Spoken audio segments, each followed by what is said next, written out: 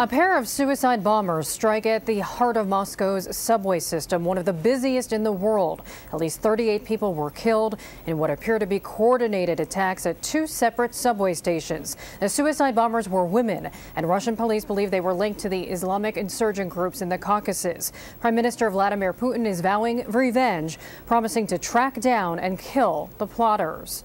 The bombings are the first to target Moscow in 6 years, but Russians have been dealing with terrorism and the rise of Islamic militants for most of the last decade. For more now, we're joined by Stephen Cohen, professor of Russian studies at NYU and the author of the book Soviet Fates and Lost Alternatives.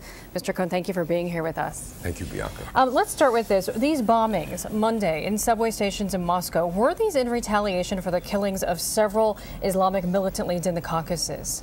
It's possible because this war between Moscow and the terrorists in the Caucasus has been going on a long time, and it's a vicious cycle, and nobody knows who began it and who's going to end it. But remember that in November, probably people related to these people blew up a train that was running from Moscow to St. Petersburg, a very high priority target. So this is part of a campaign to show the Russian government that the people, the resistance, the terrorists, whatever you want to call them, in the North Caucasus, that part of Russia in the south, can reach right into Moscow, right to the very, very center, because that's like Times Square where they hit. Moving it right into there in the center. And when you look at these targets, two different subway stations, were these picked at random, or was there a big significance between these targets?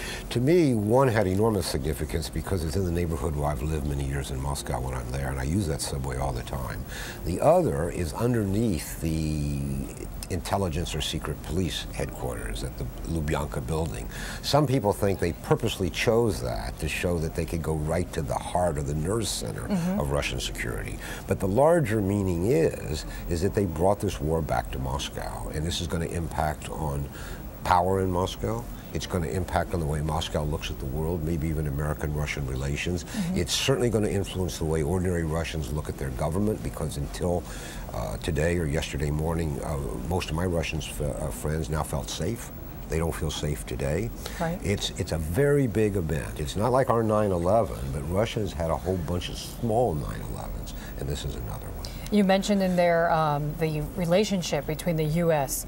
and Russia. How will this be affected now, especially when we recently negotiated an arms deal? It won't affect that, but now I have to editorialize. It seems to me that it puts things in perspective, and that Washington has to decide what its real priorities with Moscow are. Is the real priority to expand NATO further and further toward Russia and aggravate the Kremlin to the point that we don't cooperate? Or is it this international terrorism which has hit us, which has hit them, which could strike again? Above all, Russia and the United States are on the front line of this war against global terrorism. We need a partnership with Russia. Seems to me that's the priority, but how Washington sees it, I'm not sure. What do you expect Russia's response to be? It's said that Moscow unlikely will not strike back against rebels with the bombing campaigns that we saw back in the 1990s. There's divided opinion, and we saw it yesterday, or today, whatever time it is, 8 hours later in Moscow. President Medvedev said we must strike back, but we must observe everybody's civil liberties. That's the soft line. Putin said what he said when this happened in 1999, we'll track these people down wherever they are, even in their outhouse, he likes to say that, and we'll kill them. So Putin, you can hear the two approaches. One is nothing but the fist. The other is a more civil libertarian approach. But look, we had that debate since 9/11 in this country. We're still having it. Did we overdo it in our response to terrorism? Obama says he wants to restore civil liberties. Other people say we can't afford to do it. That debate's going on in Moscow, too.